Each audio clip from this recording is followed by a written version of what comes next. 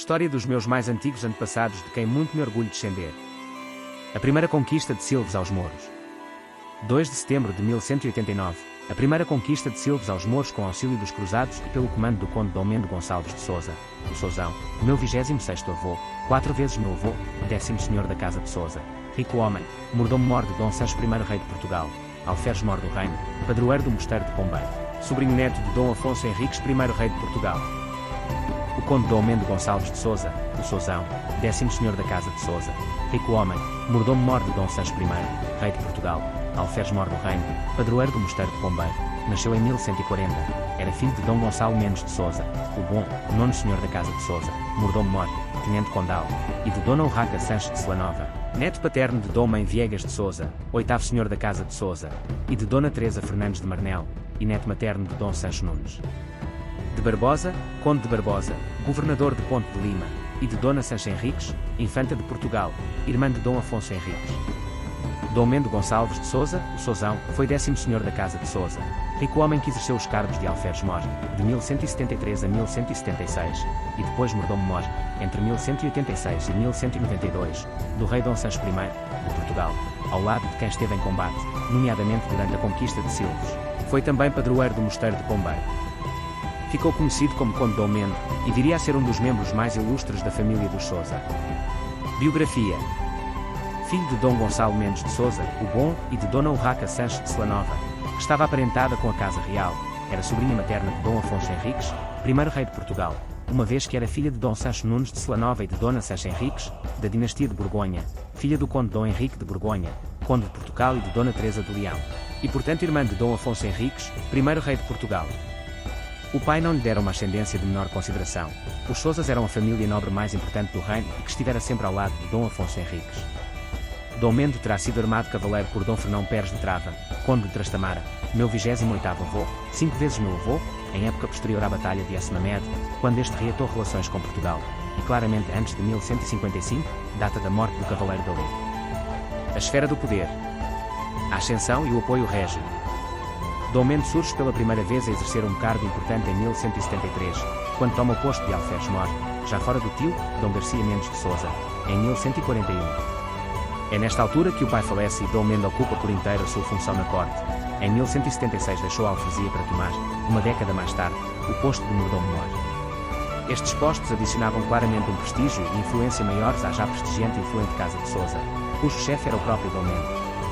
Infelizmente, a longa vida do pai não permitiu, quando chegou a sua vez de assumir a chefia da família, de desfrutar da influência que lhe estava destinada. A mordomia. No posto de mordomo-mor, sucedia a seu cunhado Dom Vasco Fernandes de Sobrosa, esposo de sua meia-irmã Dona Teresa Gonçalves de Sousa, e na época em que foi nomeado era tenente de Lisboa.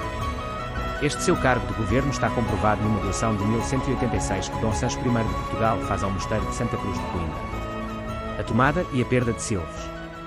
Dom Mendo foi um nobre com uma extensa ação guerreira, na qual se destaca a tomada da Praça de Silves, a 2 de setembro de 1189. No início desse ano, com o auxílio de uma frota de cruzados dinamarqueses e frísios, a conquista começou com a tomada do castelo de Alvor.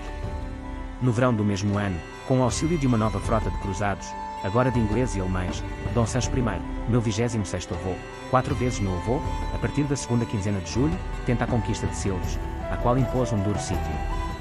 Embora não haja provas documentais, é possível que logo que os portugueses chegaram às imediações da cidade, Dom Mendo enviou as instruções aos cruzados estrangeiros que vinham auxiliar os portugueses, mas do assalto conjunto não teria resultado a queda da praça.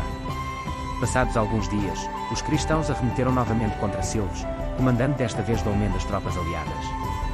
Da conquista conhece-se a narrativa de um de seus participantes, que descreve a violência do cerco, assim como o emprego de uma variedade de máquinas de guerra, tais como torres de madeira, catapultas e de um ouriço, esfera de madeira armada com pontas de ferro, que destruíram várias torres e troços da muralha, conduzindo à rendição da povoação a 2 de setembro de 1189, violentamente saqueada na ocasião.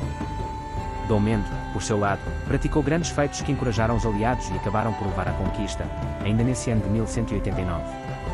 A povoação de Silves e seu castelo mantiveram-se na posse de Portugal até à contraofensiva Almudac, sob o comando do califa Yacuba Almansor, em 1191, que culminou com a perda de todas as conquistas cristãs nos territórios ao sul do rio Tejo, com exceção da cidade de Évora.